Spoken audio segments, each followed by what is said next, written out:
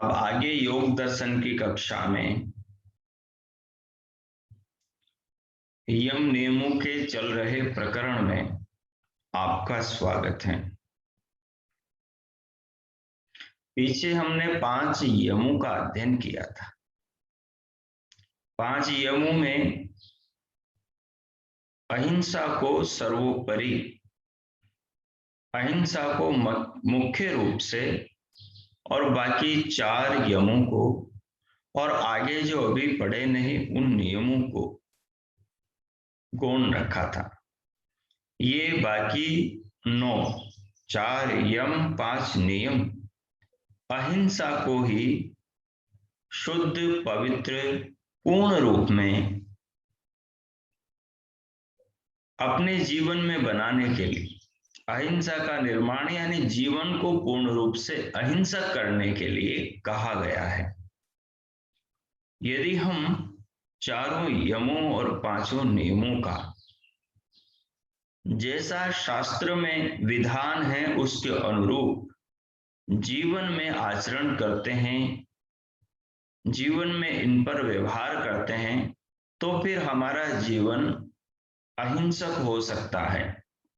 जब जीवन अहिंसक होगा तो फिर उस अहिंसा से मिलने वाले फल से हमारी आत्मा सुसंस्कारित होगी, हमारा अंतःकरण संस्कृत होगा, हमारा अंतःकरण पावन होगा, पवित्र होगा, दिव्य होगा। हमारी आत्मा उस दिव्य अंतःकरण को पाकर दिव्यात्मा हो जाएगी। लेकिन आत्म तत्व को दिव्यात्मा करने के लिए 4 यम 5 नियमों का पालन करना अनिवार्य है। उनके पालन से अहिंसा पूर्ण रूप से निर्मल और शुद्ध होगी, अपने पूर्ण स्वरूप को प्राप्त होंगी, पूर्ण रूप में विकसित होंगी और अपने पराकाष्ठा को प्राप्त हो जाएंगी। तो फिर हमारा अंतःकरण उतना निर्मल होगा, उस अंतःकरण को पाकर आत्मा जो उसमें रहता है वो भी निर्मल हो जाएगा, वो भी पावन हो जाएगा, वो भी उतना शुद्ध हो जाएगा। आत्मा तत्व तो मूलतः शुद्ध ही है, उसमें तो कोई भी अशुद्धि नहीं, क्योंकि वो तो अपरिवर्तनशील, अभौतिक, शाश्वत है, सनातन है। परंतु वृत्ति के निकट होने के कारण से, वृत्ति को उसका स्वामी बन जाने के कारण से अविद्यावशात वो स्वयं को अपवित्र समझने लगता है। वो अपने आप को देह, अपने आप को आकार, अपने आप को सुंदरता के भाव में कैद करने लगता है, अपने आप को स्त्री देह में स्त्री, पुरुष देह में पुरुष मानने लगता है, अपने आप को देह को जिन मजहबों, देह को जिन जातियों, देह को जिन चीजों से जोड़ा हुआ सामाजिक जो परिधियां, सामाजिक जो मान्यता है, सामाजिक जो प्रचलन परंपराएं हैं, उनके अधीनस्थ अपने आप को मानने लगता है। जबकि आत्म तत्व तो सब चीजों से परिमुक्त, सब और से पूर्ण रूप से मुक्त है। तो देखो, उस ऊंचाई तक पहुंचने के लिए क्रमशः अष्टांग योग की इन 8 सीढ़ियों को चढ़ने से पहले यम नियम को बहुत उदात्त रूप में, उत्तम रूप में पालन करना अनिवार्य है। तो हम पीछे विचार कर रहे थे, यम नियमों में हमने 5 यमों को समझा और उसके बाद में इनसे जुड़ा हुआ जो चिंतन है, जिसमें इनको महाव्रत बताया। व्रत नहीं, महाव्रत। ये वो व्रत है जो मनुष्य की आत्मा कितनी ही मलिन हो, मतलब उसके अंतःकरण में कितने ही बुरे विचार हो, कितने ही उसके अंतःकरण में दोष हो, बुराइयां हो, तमाम प्रकार की अविद्या हो, उस सारी अविद्या के अंधकार से आत्मा को ज्ञान के प्रकाश में ले आने वाले हैं इनमें ऐसा क्या, इनमें ऐसा कुछ भी नहीं छोड़ा जिसके द्वारा आत्मा का श्रृंगार न हो, आत्मा को पावन न बनाया जाए। अर्थात पूरा जो योग शास्त्र है उसका सूक्ष्म रूप से योग शास्त्र के द्वारा कैसे आत्मा का साधक का निर्माण होता है, उसका सूक्ष्म रूप से इन यम नियमों के अंदर संकेत हैं। सूक्ष्म रूप से इन यम नियमों के अंदर ही पूरा शास्त्र काम करेगा। जिसने यम नियमों का पालन कर लिया उसने समझो साधना की ऊंची स्थितियों को प्राप्त करने के लिए स्वयं को तैयार कर लिया। इसलिए इनको महाव्रत कहा, इनको सार्वभौम कहा। विकल्प के सारे द्वार बंद करते हुए इनको हर परिस्थिति में, हर समय अनिवार्य रूप से साधना के क्षेत्र में ब्राह्मण पर लागू किया। इनको छोड़कर ब्राह्मण तपस्या में सफल नहीं हो सकता। मंजिलों को, ऊंचाइयों को, उपलब्धियों को, साधना के ऊंचे स्तरों को पा नहीं सकता। इसलिए हमें भगवान पतंजलि के इस महान संदेश को अपने चित्त में बिठा लेना चाहिए कि जाति देश काल समयानवच्छिन्ना सार्वभौमा महाव्रतम।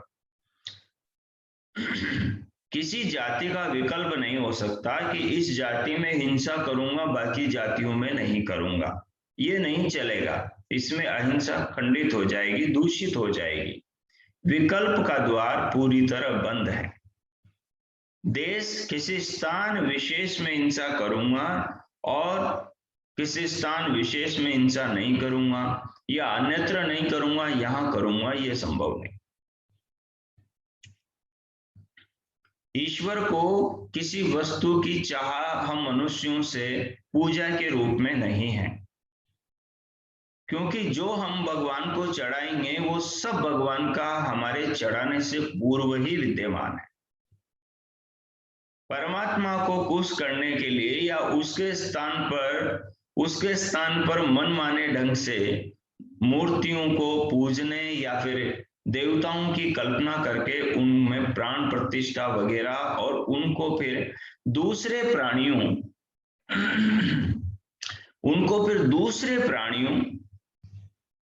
की हिंसा से सम्मानित करने का तरीका आपराधिक है, अपराधजन्य है, वो हिंसा है।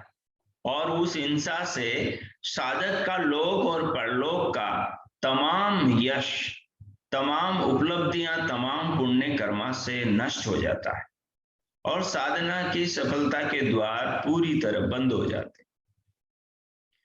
अज्ञान में जो हिंसा हो जाती है उसके प्रायश्चित हैं, लेकिन जानबूझ करके इंसान हिंसा करे, ठीक है, उस जानबूझ करके की हुई हिंसा से तो फिर आसानी से वो बच नहीं सकता, उसके पाप का फल तो उसे अवश्य मिलेगा, उसके पाप का फल तो उसे जरूर मिलेगा। इसमें बहुत बारीकियां हैं, उसमें हम नहीं जाएंगे। तो जाति का विकल्प नहीं होगा कि मैं इस जाति में हिंसा करूंगा, मछलियों को मारूंगा, इनको खाऊंगा, बाकी जातियों को मैं नुकसान नहीं पहुंचाऊंगा। ऐसा विकल्प नहीं चलेगा कि मैं देव मंदिरों में हिंसा नहीं करूंगा, मंदिरों के बाहर में हिंसा करूंगा, झूठ बोलूंगा, छल कपट करूंगा, चोरी चारी वगैरह, तो वो भी नहीं चलेगा।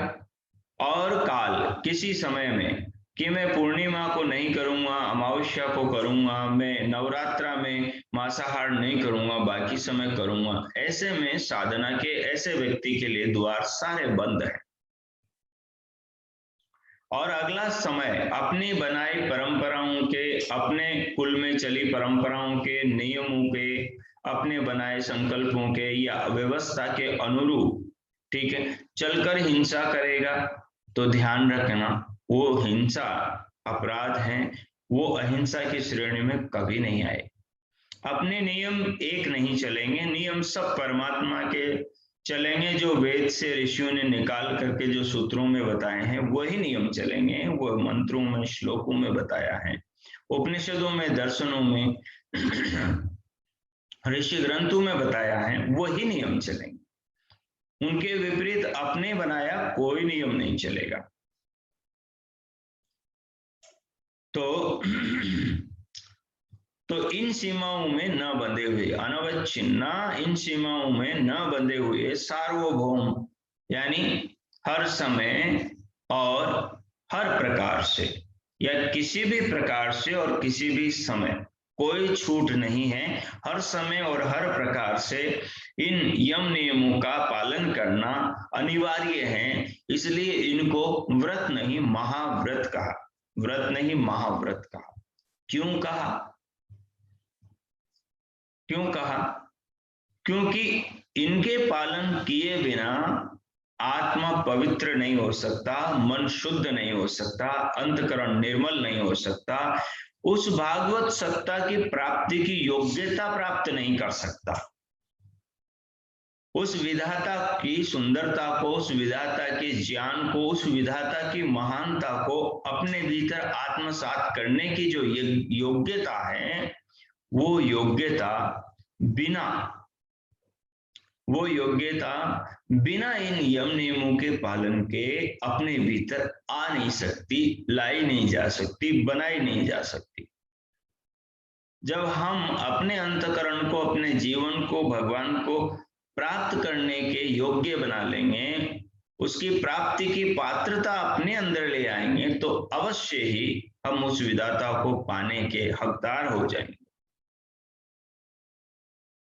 लेकिन उसके बिना कोई रास्ता नहीं है, उसके बिना कोई विकल्प नहीं है। तो ये हमने फिर से इसको दोहरा लिया है। जो परमात्मा को पाना चाहता है, ऐसे साधक के लिए यम नियम अनिवार्य है, और ऐसी हिंसा वो कर नहीं सकता। ऐसी हिंसा करके अहिंसा को सुरक्षित रख नहीं सकता, अहिंसा को पूर्ण बना नहीं सकता।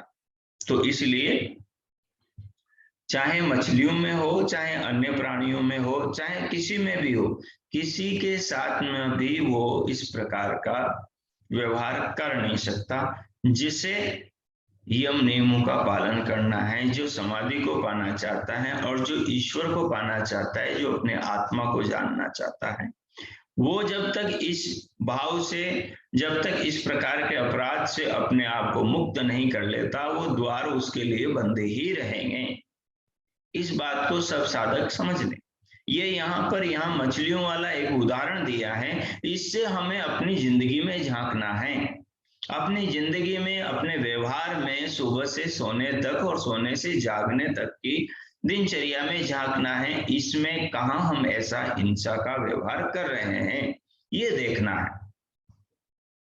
ये देखना है आप किसके साथ छल कपट कर रहे हैं, किसके साथ आप चतुराई से धोखा दे रहे हैं।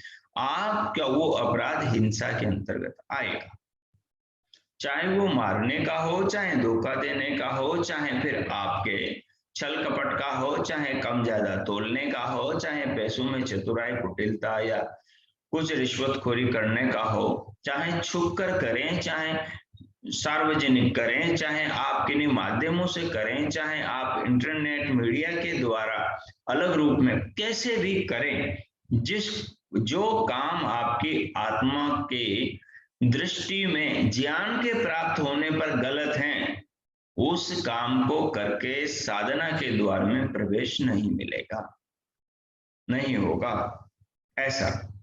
तो इस चिंतन को अब हम यहीं तक रखेंगे और इसके आगे का पाठ को हम कल से देखेंगे। अब इससे संबंधित और पूर्व ध्यान काल की साधना से संबंधित जिनका कोई प्रश्न हो वो आप पूछ सकेंगे। पहले शांति पाठ करेंगे, उसके बाद में आप अपने प्रश्न पूछ सकें।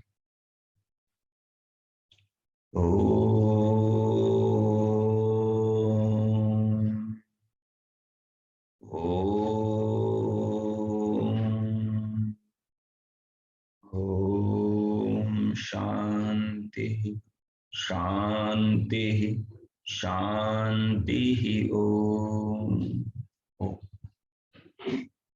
सभी को नमस्ते। आप सबका दिन शुभ हो, मंगलमय हो। ईश्वर सबको अपना ज्ञान प्रदान करे, सबके भीतर में, अंदर में, आत्मा में, अंतःकरण में ये ज्ञान की ज्योति प्रकाशित करे, ये भावना प्रकट करे कि यम नियमों के पालन के बिना साधना में सफलता नहीं मिलेगी। सबको भगवान इस राह पर प्रेरित करें। प्रभु सबका मंगल करें। इति ओम शांति।